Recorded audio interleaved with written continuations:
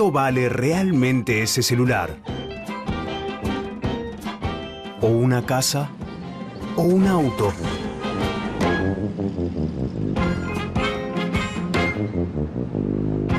¿Cuánto vale esa mesa que llevó 20 días de trabajo hasta llegar a la vidriera?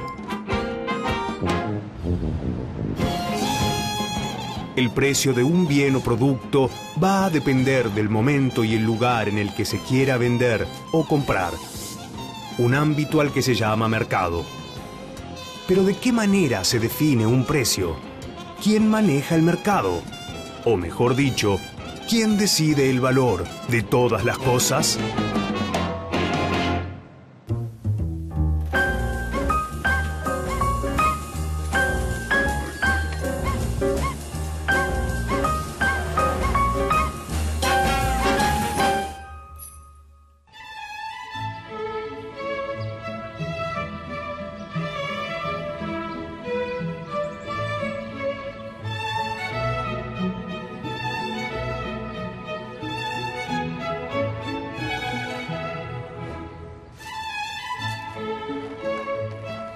Como casi todo el mundo, vivimos dentro de un sistema de producción capitalista, en el que los precios están determinados por lo que llamamos mercado. No el mercado del barrio, claro, sino un sistema dinámico donde se ofrece y demanda un determinado producto. Esta relación entre oferta y demanda da como resultado cuánto se vende y a qué precio. Y no es precisamente una relación muy estable. La influencia de cada sector de la sociedad empuja hacia un lado u otro. Los trabajadores, los empresarios y el Estado defienden sus intereses modificando ese valor que finalmente se traduce en un precio. La decisión de comprar o no, de vender o no, de ofrecer el producto a determinado precio, son solo algunas de las fuerzas que actúan en el mercado. En el sistema capitalista o economía de mercado, consumir o no implica participar en el mercado. Incluso los ingresos que recibimos para poder participar en esos mercados provienen de otro tipo de mercado. El mercado laboral, en el que se ofrece y demanda la fuerza de trabajo.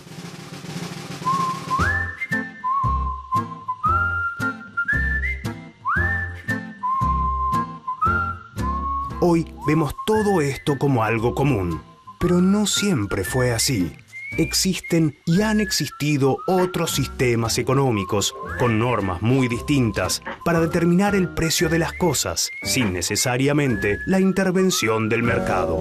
Pero, ¿de qué manera entonces se manejaban estos sistemas económicos? Por ejemplo, antes de que existiera el capitalismo, bajo el sistema llamado feudalismo, los siervos cultivaban la tierra que el señor feudal les asignaba. De ese trabajo sale el sustento familiar y parte de esa producción va al señor feudal en forma de tributos. Esto no quiere decir que el mercado no existiera antes del capitalismo, pero su uso y funcionamiento difiere mucho al que conocemos hoy. Por ejemplo, en las ciudades medievales, la actividad económica impulsa el crecimiento de algunos mercados muy específicos. Es el caso de los mercados locales. En estos se comercia la mayoría de los bienes que la ciudad consume y que por ser pesados, voluminosos o perecederos no se transportan a grandes distancias. Por otro lado, también existe el mercado exterior. A través de él, la ciudad consigue bienes importados que no se producen localmente. El crecimiento de las ciudades, las conquistas coloniales y la apertura de nuevas rutas comerciales potencian este mercado y mucha gente vive de él. Pero los bienes que se comercian son pocos y mayormente de lujo, como este televisor, que sirve para que Pablo se informe y pueda explicarle a sus alumnos, por ejemplo, las razones del precio de los celulares importados. Pero volvamos a la historia. Estos mercados primitivos, el mercado local y el mercado exterior, son el antecedente del sistema actual, pero con enormes diferencias. La oferta y la demanda no definen los precios, sino que se definen por razones económicas, vinculadas a los costos de extracción y transporte, sin reflejar el costo del valor del trabajo. Hasta aquí el mercado exterior es regido por el Estado, pero con la expansión de las conquistas coloniales y para administrar esas riquezas, se crean las compañías de comercio, con permiso de los gobiernos para ejercer el monopolio del comercio exterior.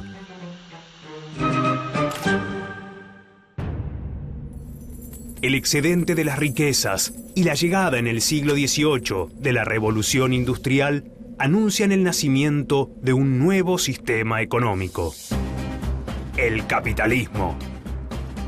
Los comerciantes y los nuevos empresarios industriales ganan muchísimo poder. La producción agrícola, las manufacturas y la tierra misma pasan a ser mercancías, es decir, se ofrecen y demandan en sus respectivos mercados. Es aquí cuando nace el mercado laboral. En él ejercen su influencia las nuevas masas de trabajadores asalariados, pujando por el precio de su trabajo. Con el avance del capitalismo, los mercados se abren a la competencia, dejando atrás ritos, costumbres y reglas de las autoridades locales o del Estado. A través de ellos pasan todas las relaciones del sistema de producción. Estamos hablando de un sistema llamado economía de mercado. Ahora solo rigen las leyes de la oferta y la demanda. Por eso hablamos de libre mercado. Cualquiera puede participar y negociar libremente el precio de un bien o un servicio.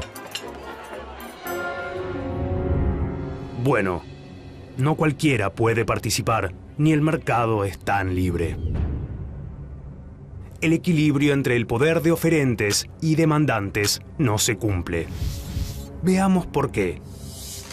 Por ejemplo, en el mercado del trabajo, entre quienes ofrecen su trabajo y quienes lo compran, hay una gran diferencia de poder. Ese desequilibrio puede reflejarse en el valor del salario y a la vez trasladarse al resto de los mercados, ya que es lo que determina el poder adquisitivo de los trabajadores. Otras veces, la cantidad de quienes ofrecen un bien es muy poca, de modo que la negociación no es equitativa.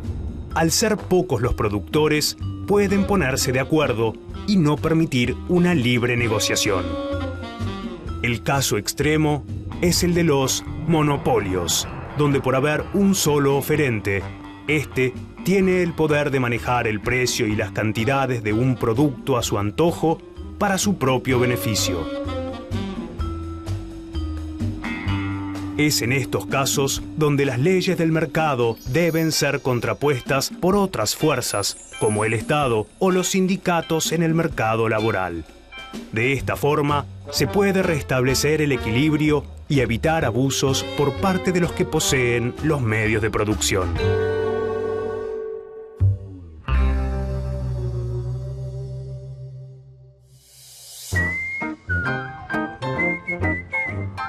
El mecanismo de la oferta y la demanda, además de determinar los precios de los productos, brinda una información fundamental. Un empresario puede saber qué producto busca el mercado, a qué precio es posible venderlo y si es rentable producir ese bien.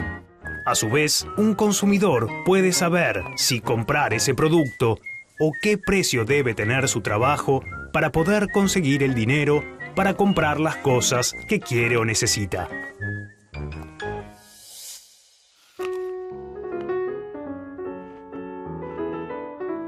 Si el libre mercado define los precios de los salarios, la ganancia de un productor y la renta que produce la tierra, entonces está determinando también el poder adquisitivo de los consumidores, y con eso establece quién puede acceder a los bienes y quién no. Claro que la economía de mercado no es el único sistema económico. La economía planificada es una forma completamente distinta de organizar la producción. Por ejemplo, en los Estados Unidos, para resolver la Gran Depresión de 1929, se pone en marcha un sistema de economía planificada al que se llama New Deal. En una economía planificada, no son los mercados autorregulados los que determinan libremente los precios. Las decisiones de producción las toma el Estado, de acuerdo a lo que considera que son las necesidades de un país. En cada rama de producción actúan empresas estatales que producen bienes y dan empleo según las prioridades fijadas por el Estado, que también fija el salario. Por supuesto que nada es absoluto, y en los dos tipos de economías siempre hay un poco de la otra. El Estado puede intervenir en las economías de mercado para impedir que haya monopolios o asimetrías muy fuertes entre vendedor y comprador. O puede mediar en el mercado laboral para desacoplar el valor del salario de los vaivenes de la oferta y la demanda, aplicando políticas sociales que aseguren los derechos básicos como salud y educación gratuitas, asignaciones, jubilaciones y seguro de desempleo. Cuando este conjunto de medidas se profundiza, se habla de una economía mixta. Como demuestra la historia, ninguno de los sistemas económicos puros parece funcionar por sí mismo.